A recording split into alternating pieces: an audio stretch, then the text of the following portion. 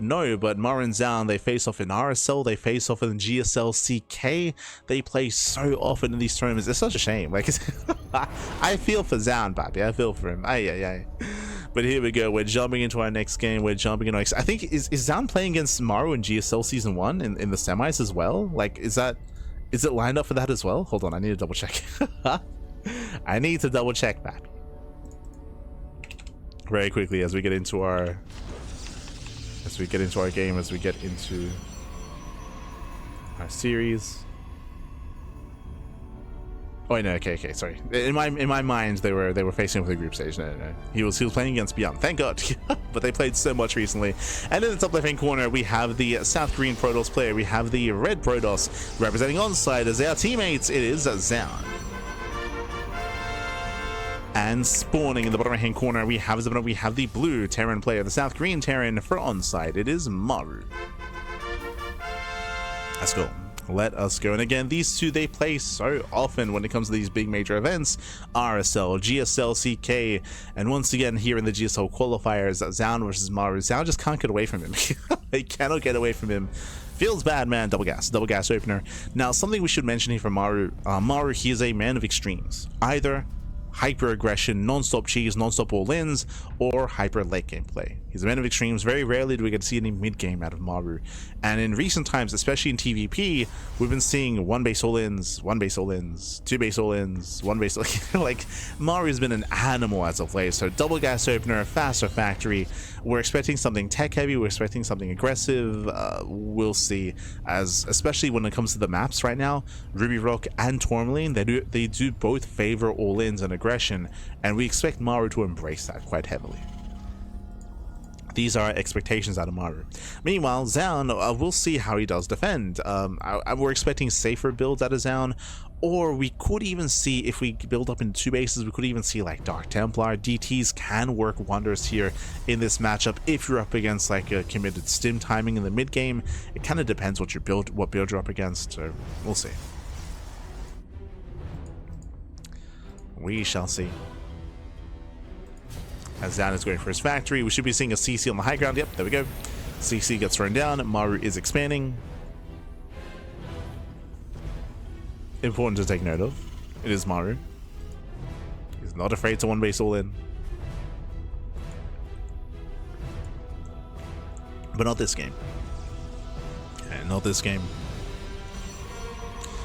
So you can, speaking of playing safe, safety battery in the main base for Zoun, safety battery in the natural for Zoun as well. So again, safety batteries already. From here, we should be building up into three gateways into a robo, into a delayed third, just to be safe. We might even open charge, actually. Like, that'd be like, yeah, I'm curious if we ever see that at a Zoun this series.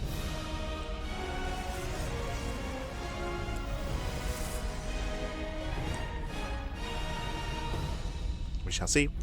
Back at home, Maru does not go into Hellion, so it does not Reaper Hellion. It is going to be reacted Marine into Widow Mine play.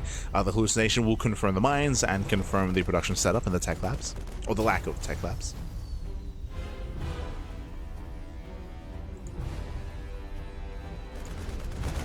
So nice scouting out of Zoun. Is aware. Reaper into the main. And hey, we just called it earlier, charge base opener out of Zoun. Once again, this does track onto Zoun being hyper safe and hyper defensive. Early charge is ideal against tank based all-ins. It's like 2 base tank all-ins, 2 base pushes. Charge can shut that down. So Zoun is just assuming that Maru is going in that direction.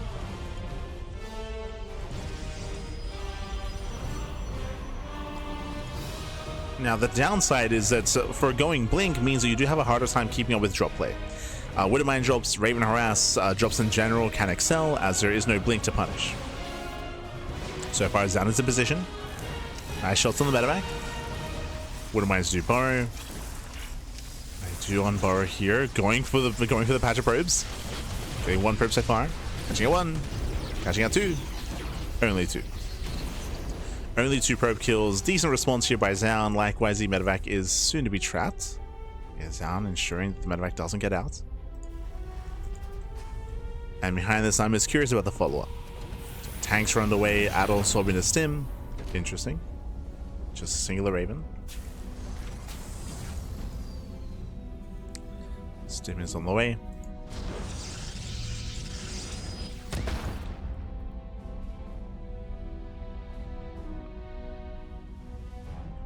Again, eyes are on Bjorn. I'm curious to see if Bjorn does make another tank after this. So far, this is the second tank. And we'll see if he keeps going.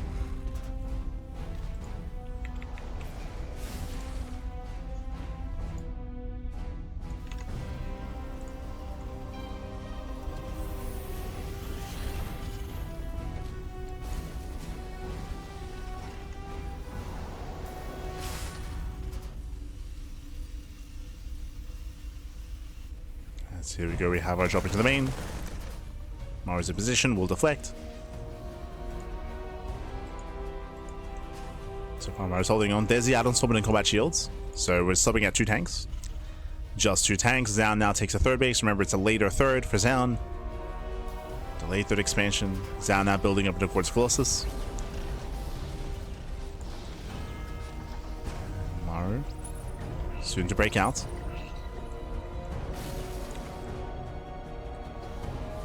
Zoun does spot the rotation. He saw the tanks repositioning, frees him into the main. Going for the mineral line, and Zoun can be SCVs. It gets 1. Yeah, 1, 2, up to 3 SCV kills. Can we get 4? Not quite. 3. So 3 SCVs. Zoun does pick up, distracting Maru, keeping him busy. While let's get busy, the third base is slowly getting up. We're building up more Colossus as we speak. That's the first Colossus finishing. And Maru's pushing. He's also back into the main.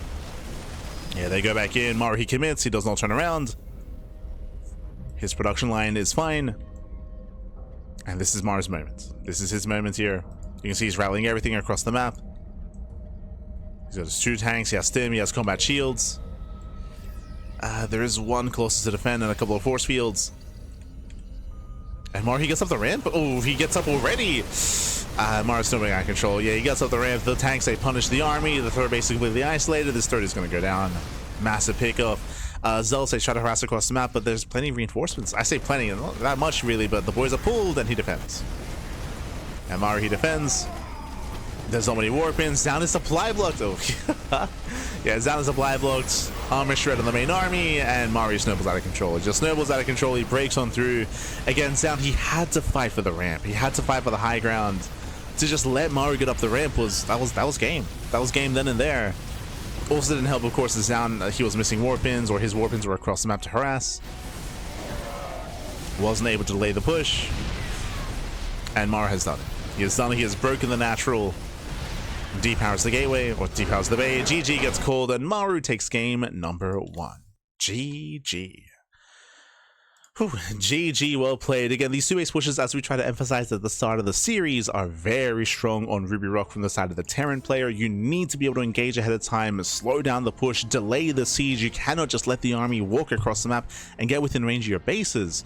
And that's what happened. Maru, he just walked across, got up the ramp, sieged up.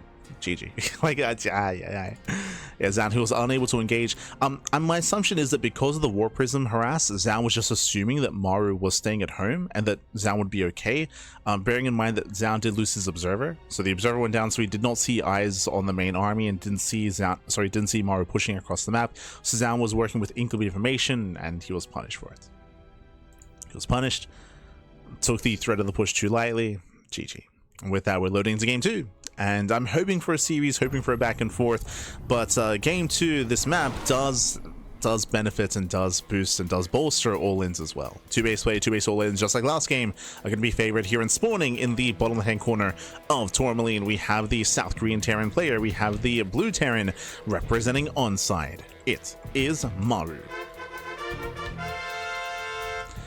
And spawning in the top right-hand corner, we have his opponent. We have the red Protoss player. The red Protoss player himself representing onside as they are teammates. It is Zoun. Let's go. Let us go. As Zoun, again, he opened up in a very safe manner, right? He went for his... I mean, you could argue that because of that, he was set behind. Going for the double shield battery opener, for example, is ideal against Hellion Reaper, but it wasn't Hellion Reaper, it was Widowmine drop as the opener for Maru, so that was also inefficient. Likewise, the early charge is ideal against early pushes, but Maru went for a later 2-base push as well into a later sim timing. Zoun, he was using his army to harass, which means he wasn't able to get eyes on the main push or delay the main push either. Like, it all just kind of fell apart there for Zoun, and we'll see if he can keep up this time. Once again, double gas, same opener as last game, double gas opener. Last game this led into Reaper, into Reactive Marine, into Widowmine drop, into the eventual tank push. This time, do we go into Reaper Hellion, early Cyclone, early Banshee play? Eyes are on Maru. He's got options. He's got plenty of options here in the early game. And once again, welcome to Tourmaline. We've been discussing this earlier in the broadcast, but Tourmaline does heavily favor all-ins. All-ins, aggressions heavily favored. The reasoning for this: 1, short rush distance by ground. 2, unlike other maps, there aren't really many ways to delay a push. Typically on other maps, there's like high ground, low ground, ramps, points of elevation, choke points as well. Here, it's just direct, right? Natural, across the map, into the natural. Right? It's just one direct line across the map. There's no ramps, there's no high ground advantage, there's no choke point. The only thing you have is this line of sight blocker. You have the tall grass in the center, right? That's the only, like, quote-unquote defensive advantage you have on this map, to spot an army and to engage with an army ahead of time and shoot first. Outside of that, you can just walk across. You can just walk across and engage. The other thing about this map that makes it beneficial to all-ins is how open and how wide the entrance is here in between the natural and the third base, right? This entrance here is very accessible, so very easily you can push across the map and set up and cut your opponent off from their third, right? Just cut the bases in half and wedge yourself and siege up in between the bases. On top of that, outside of just the accessible natural base, you have the accessible third as well, which is also very open, which can be opened up even further by knocking down these rocks. So it's just a very open third and no high ground advantage. It's very common for the third base to be on the high ground to be able to secure a third. Here it's all on the same plane of elevation as the attack path. So it just all favors aggression, and it's quite rare, not impossible, but quite rare to see macro games on Tourmaline. For now, we're opening up with Reaper Hellion. This time we do invest into the Hellion, true. This time does invest. Reapers, they poke in. Behind the Zoun does not get a battery in the main, but does have a battery here at the natural. So unlike last game, Zoun, he is cutting a corner. And here comes Maru, rotating into the main base. Looking for a way in. He just commits. Okay, he does commit. We'll take extra damage. One Reaper goes down. And boys are being pulled. Oof, boys are being pulled in. So far denying mining. Gets a full scout. No crazy damage. And does confirm the blink. Or does confirm the Twilight Council. Twilight Council, 2 gates in the main. We have a third gateway being thrown down. So once again, 3 gate blink this time from Zoun. And back at home, Widowmine drop. So Reaper Hellion into Widowmine drop. Maru, he's moving out. Now with this follow-up drop, ideally Maru rescouts the gateways. So far, Maru, he's seen 2. Yeah, he's seen 2 gates so far. We can see 3 gates in a robo. And Maru, he'll be able to get eyes on that soon, momentarily. Zoun looking to intercept. Okay, Este Zoun. Stalkers, they move out, they get a couple of shots off, and the medevac is going to be zoned away. Very nice denial here from Zoun, as Maru now has no idea what's going on. And the drop is denied. So nice play here by Zoun. Nice anticipation. Behind this, we're building up our tanks, going to the Raven follow-up. Now what's important is that Maru does keep the drop alive at least. So he doesn't scout, he doesn't know what's going on, but he does keep and preserve his units. Or did I speak too soon? Oh. Jeez. Yeah, his blink is not yet done. Yeah, blink isn't done. We gotta be careful. Blink's still a ways away.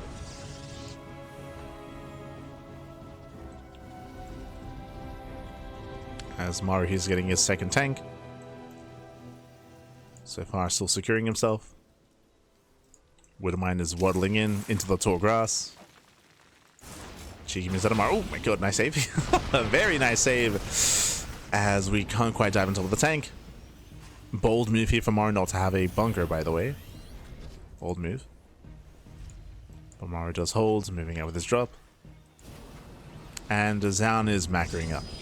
So 3-gate blink into a delayed third expansion in towards charge, into Temple Archives, into Storm. Bearing in mind that Zoun is going for a later charge timing and going for earlier Temple Archives, earlier Storm. Okay.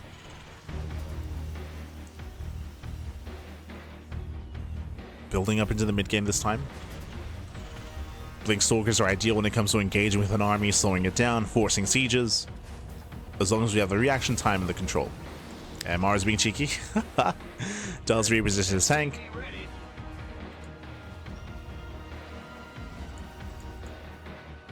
Does reposition. Drop is zoned away.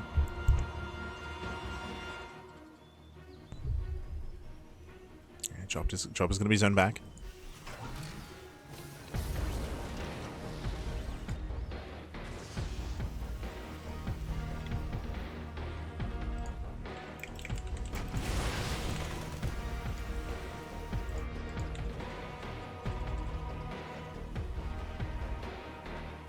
And here comes the main push. Here comes the main push. Auto target harass into the main base, catching out 2 probes. Oh, the light he caught him. He caught a Stalker. This setup out of Maru. Ay.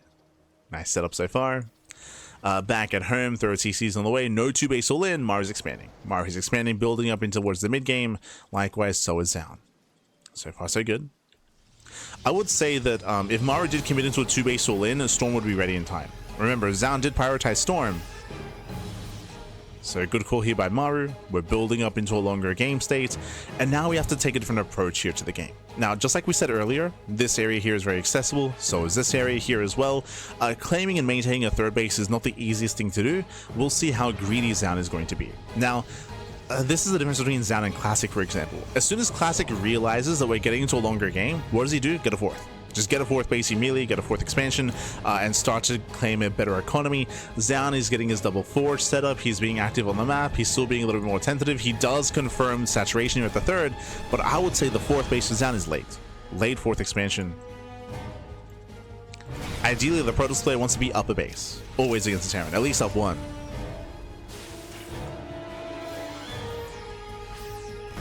But Zoun, as I saw in the last game, he's been playing very scared. Oh, did this thing it happen again? Oh my god. He can't keep getting away with it, I mean, finally does go down. But 2 Stalker kills with that Widowmine. Nice shots there by Maru. Nice punish. As Maru's building up his ghost counts. He's again securing himself on 3 bases. Zoun behind this, now claiming a 4th base, but as we mentioned, this is a late 4th base for Zoun.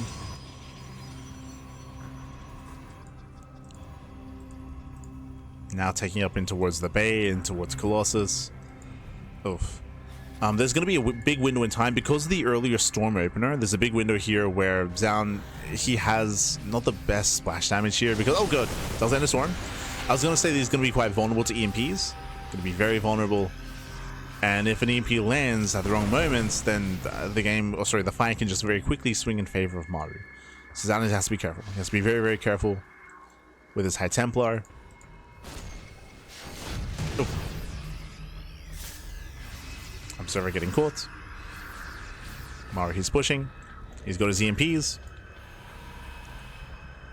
He's being active. You can see Zoun getting ready for his Zealot run by. Setting up a Zealot counterattack. And it looks like Maru, he's actually not pushing. We're building up in towards +1 ship weapons, 4 TCs on the way, sensor tower, missile turrets. If you remember, how do we begin this series? We said that Maru, he's a player of extremes, right? We either see extreme aggression and extreme all-ins, or we get some heavy late game. It's very rare to see any kind of mid-game play or anything in between from Maru. It's like one extreme or the other, and it feels like we are just looking to turtle up. Maru's just looking to just turtle on up here. Now getting a second factory. Oh, sorry, now getting a second starport, I meant to say. Second starport, mass Viking production, sensor tower, more CCs. Maru, he's turtling up as best he can. Here we go. Now the question becomes, can Zoun stop the 4th? Oh, he stopped the 4th base, so now we have a 5th expansion on the way here for Zoun. Currently, Maru has a comparable, if not greater, army. So Zoun has to be careful. He needs more time for his Colossus to get underway. For his upgrades. Up. Oof. Maru does catch another Stalker.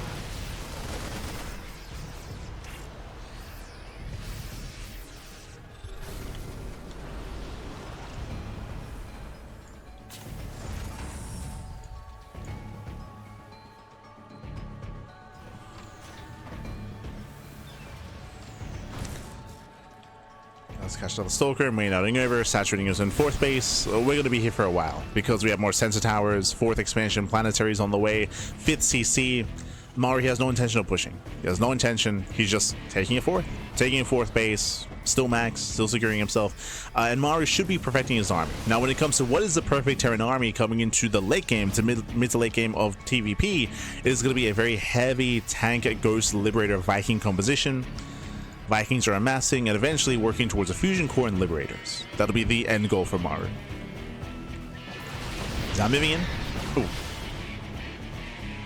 As Zoun is taking both corner expansions, top left and bottom right. We're playing for the late game. EMP's coming in. Ooh. EMP lands. EMP does land. A gas geyser goes down.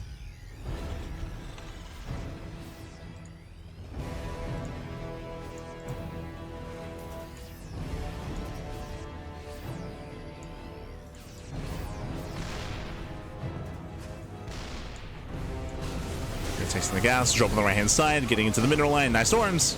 Storms a help, but probes are still gonna fall. Oof. Yeah, brutal target firing here, getting up to 9, getting up to 11. He's gonna keep going. 13 probe kills, critical economic damage. At the same time, Zoun is moving in. Ooh, Prism tried to move in towards the natural. Zelarame here on the right hand side. Zelsa move in, and Maru for the most part is keeping up. He's trying to keep up, and he will be able to engage. 5 SCVs go down. Saves the expansion. Maru holds. Or he's holding on. And again, heavy losses there for Zoun. And remember what we spoke about earlier, the perfect army for the Terran, how we build up in Liberators. There it is, 4 Liberators at a time. Liberator range is on the way as well. So again, we're looking to perfect that army. And once we get into a high Liberator count, then Maru can start to push. If you notice, Maru has not actually pushed this game outside of drop play. Ooh, EMP goes off. EMP goes off, catching out the Prism, does not connect with the High Templar. Armor shred on the main army. Zoning Zoun away.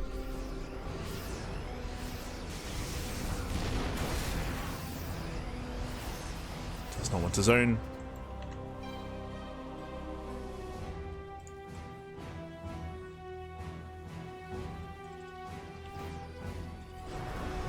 So far, Maru is holding. He's holding on. Once again, though, as we mentioned, once he builds up high enough Liberator count, he can start to push after he takes a better fight. So ideally, Maru wants to wait for Zoun to overextend, take a bad fight, pushing into Maru, and then counterattack. As we have our 2 split armies, we have double Prism into the bases. The main army here on the top side with 2 High Templar in the Prism. It says 3 War Prisms. Let's go. And of course, a harassing army here outside of the 3rd. So it's going to be a tri-pronged attack here by Zoun. Oh, actually, sorry. He's going to be loading up. Zoun moves in. Tries to move in. Liberators are in position. Zoun does load up. Dropping into the bases. Dropping into the expansions. There is an army in position. So run right into the 3rd. Ooh. Oh, the Prism gets caught out. No, no. The Prism gets caught. It's massive pick up here. Colossus going down as well. Getting 1. Taking down a Colossus. Prism does get in, and we're going for the mass warp in. He commits, so does Maru. Does not turn around. Maru, he's sending it. He's pushing into the bases, storming the Vikings. Maru just zoning out the army. Yeah, Liberators, they just zone away the army. Ooh, as we send in the storms. Yeah, a bit of miscontrol there by Maru. You can see how low the Vikings are. They're very low, purely from storms. Expansion goes down at the same time in the main base. DTs are cleaned up. Maru, he defends. He defends, now we can focus on the main push, and at the same time, Zoun, he does bypass. He's bypassing the army.